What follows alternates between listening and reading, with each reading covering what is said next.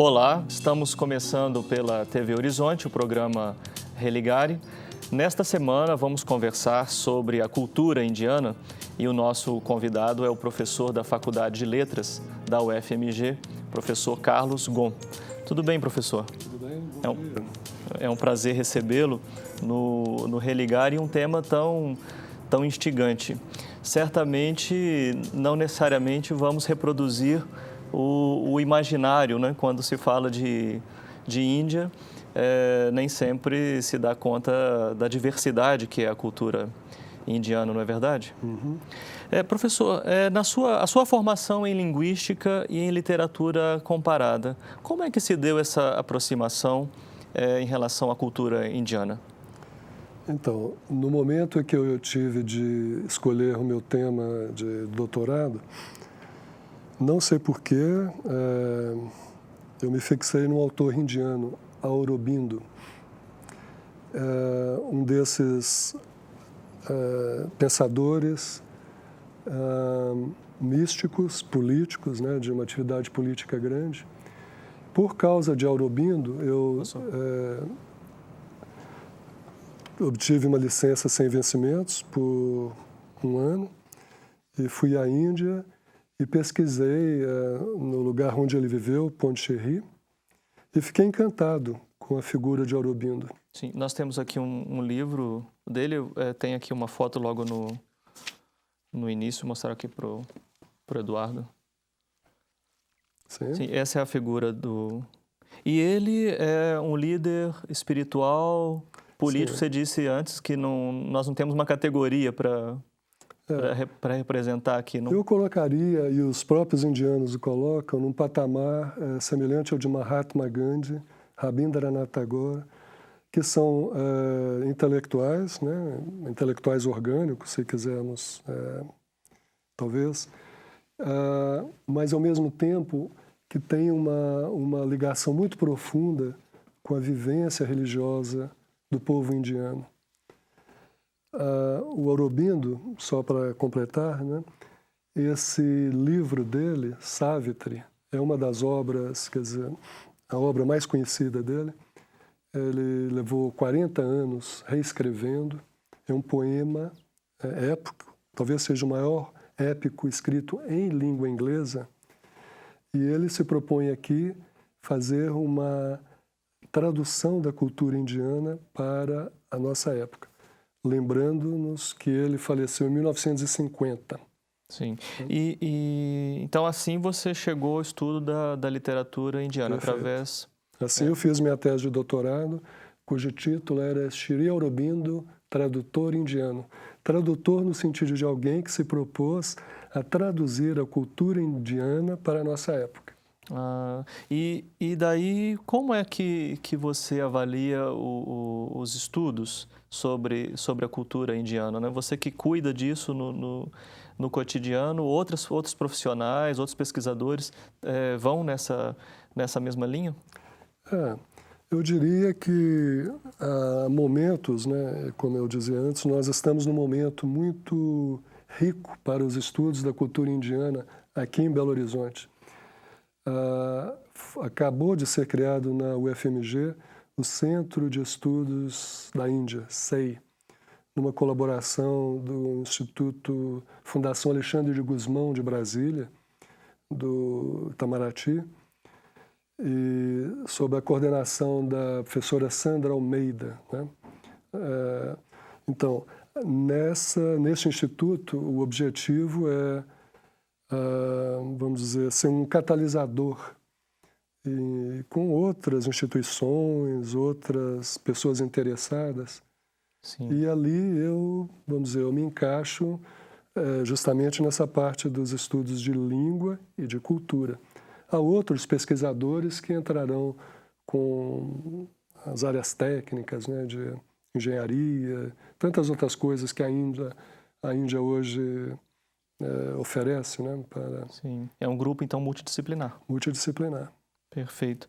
E além disso, assim, nessa aproximação e participando desse grupo, você viveu na Índia, teve ali teve ali uma experiência. Como que é esse contato Ocidente com a cultura indiana? Se bem que depois da colonização, né, a Índia tem já muito laço com o Ocidente, mas é possível encontrar ali elementos muito próprios, não? Sim. Então, as várias vezes em que eu, né, tive o afastamento para fazer a pesquisa, depois eu voltei em pós-doutorado, e depois, em 2013 a 2005, como professor, leitor, um total entre 3 anos e meio a 4. E aí, o que se pode observar, com as pessoas que chegam lá, há um ditado assim: ou você ama ou odeia. Então, há pessoas que chegam e no segundo dia já querem ir embora. E há outras que são conquistadas no primeiro dia. Eu me incluo entre essas pessoas. Conquistadas por quê? É difícil dizer. Eu acredito que quem tem como se diz, uma saudade do sagrado, tem uma empatia profunda com a Índia. E aí que tudo começa, né? Sim. Você participa também do grupo de estudos judaicos, né, na UFMG. Sim. Professor de sânscrito, também já trabalhou com o grego. Como é que funciona esse passear por culturas com traços tão específicos, né, como a cultura grega, a cultura judaica, a cultura indiana? Como é que é esse prazer, né, pelo estudo dessas culturas? O impulsionador disso, eu acho que foi bem lá atrás, Francisco de Assis. Eu tive a sorte e a bênção de estudar com os franciscanos, né? Os franciscanos holandeses de Minas Gerais. E naquela época era possível eu começar com a teologia. Então eu estudei um pouco de teologia. Não me ordenei, não recebi ordens maiores, não, porque o meu chamado era outro. E Francisco, né, é sabido que ele foi, né, ao sultão lá no Oriente Médio. E tudo isso já me encantava naquela época. Então, desde cedo, eu sempre tive esse movimento de tentar ver do Oriente vem a luz. Que luz era essa? Que num determinado momento nos deu o cristianismo, mas também nos deu outras religiões, né? Então, tudo isso me instigava e eu quis ver. E é o que eu tenho feito esse tempo todo. E como é fazer ciência, não é, dessa experiência? Pois é, mas aí me lembro que né, se a gente, com essa lembrança do cristianismo, que o Carlos Messa já dizia: não somos nós que interpelamos a Bíblia que nos interpela. E eu jogo isso por um contexto maior. Não somos nós que interpelamos a Índia nos interpela também. E qual que é a grande interpelação da Índia? É essa. Como no mundo de hoje, uma cultura, talvez seja a única cultura antiga que ainda é preservada, né? Porque a China, o Japão, a Grécia, claro que não. Como a Índia não sofreu o processo de êxodo rural, o interior ainda mantém muita coisa da cultura antiga. Isso não sou eu, né? São um consenso. Você consegue traçar tradições. 2.500 anos as pessoas faziam aquilo. Enfim, é um laboratório ao ar vivo, né? De termos de estudos da religião, de antropologia, de linguística, né? Sim. Quando abrimos o programa, eu falava de que os telespectadores, talvez, quando escutam falar de Índia, nós, em geral, pensamos uma Índia. Mas, pela conversa que nós tivemos aqui antes, você me revelou assim, uma pluralidade de culturas nisso que nós chamamos Sim. de cultura indiana. Vale lembrar que a Índia ainda tem a segunda população islâmica do mundo, né? A primeira na Indonésia. Pode haver algumas mudanças, mas pelo que me consta, a Índia tem a segunda maior população islâmica, mais de 400 milhões, muito ativos, muito presentes, e durante muito tempo conviveram muito bem com os hindus. Uma população cristã, não é? Disse que São Tomé, né, teria portado em Kerala, logo no início do cristianismo, o budismo, né, apesar de um grupo muito reduzido atualmente, e as outras religiões, jainismo, sikhismo, é um leque, né, de religiões. E, nesse sentido, falar de religião hindu é delimitar muito esse campo, né? A pessoa teria que abrir. Religiões da Índia é um leque muito mais vasto. Sim, como poderíamos falar também das religiões dos brasileiros, por exemplo. Das religiões dos brasileiros. Que é um leque bem amplo. Nós estamos conversando com o professor Carlos Ghosn. Ele é professor na Faculdade de Letras da UFMG. O tema do Religare dessa semana é a sabedoria indiana. Nós voltamos daqui a pouco após o intervalo.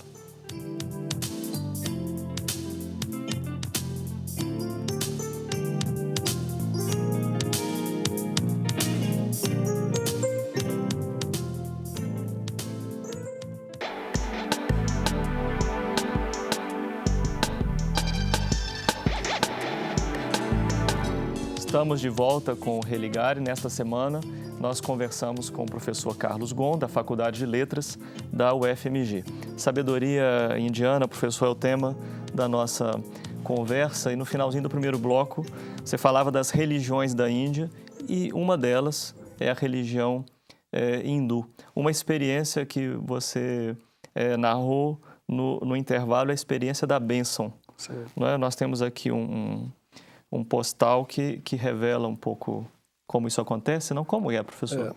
Nessa figura aí nós temos o elefante e o tratador, que é o Marut, não é? E em Pondicherry, onde durante alguns anos eu morei com minha família, havia um templo e era uma experiência muito típica, digamos assim. As pessoas vão ao templo com uma banana e com uma moeda. O elefante pega a banana com a tromba e a leva à boca e pega a moeda e dá a moeda ao sacerdote do templo. Esse postal revela um pouco essa cena? Uhum. E as pessoas, então, numa posição contrita, abaixam a cabeça e o elefante com a tromba dá uma bênção na nuca.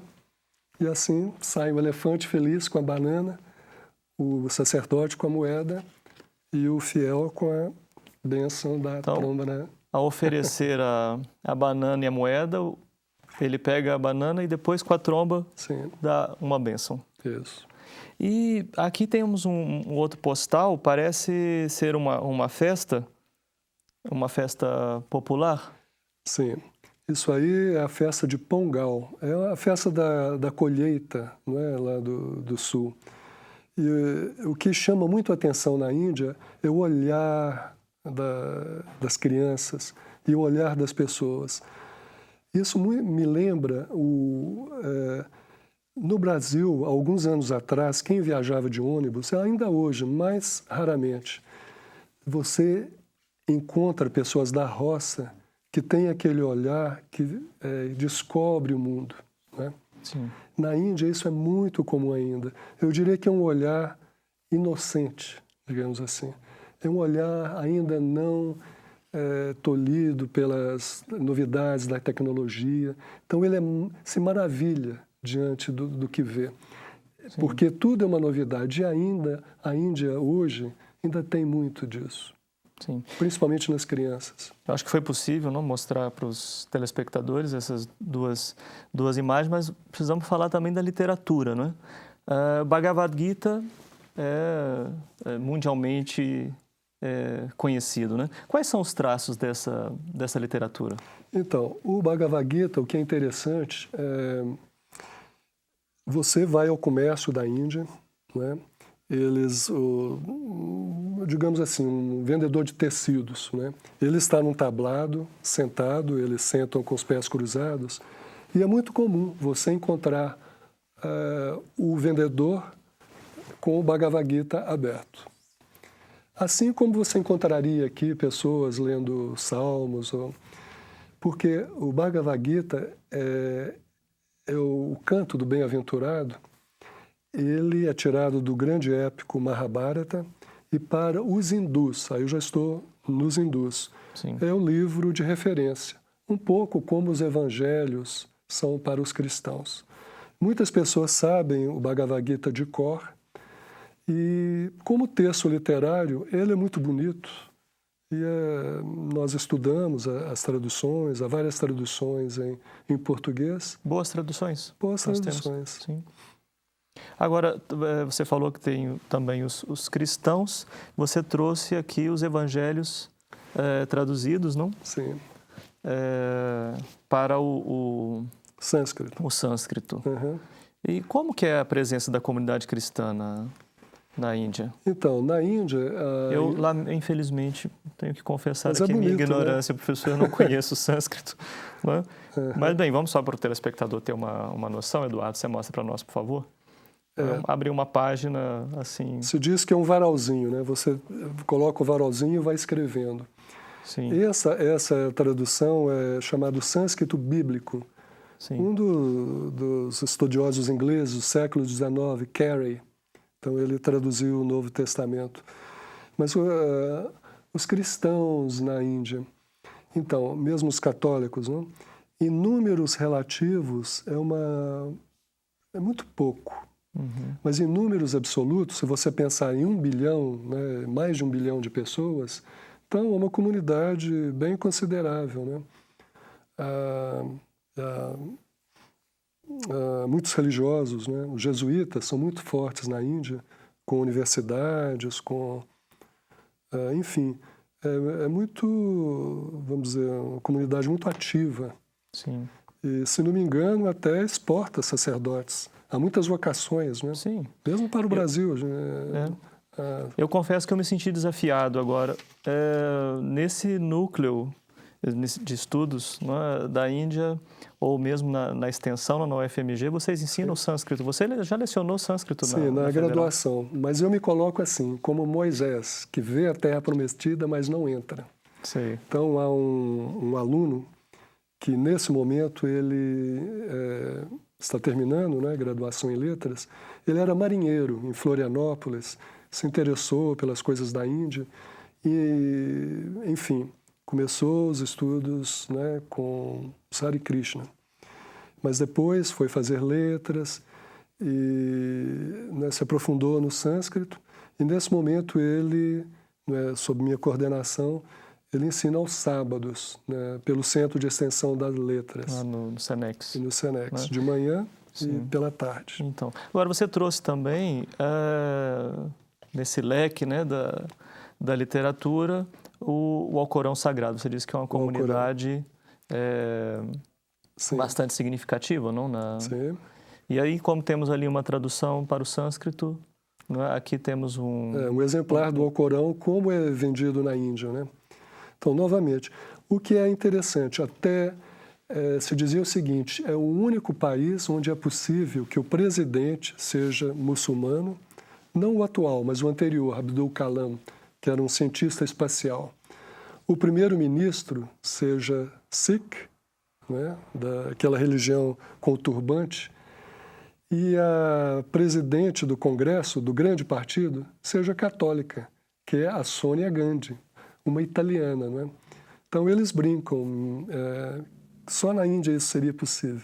Um presidente muçulmano, um primeiro-ministro Sikh e uma, digamos assim, a presidenta do partido de apoio do governo católica. Sim. O que é que justifica, né? O que é que consolida essa boa convivência religiosa na Índia?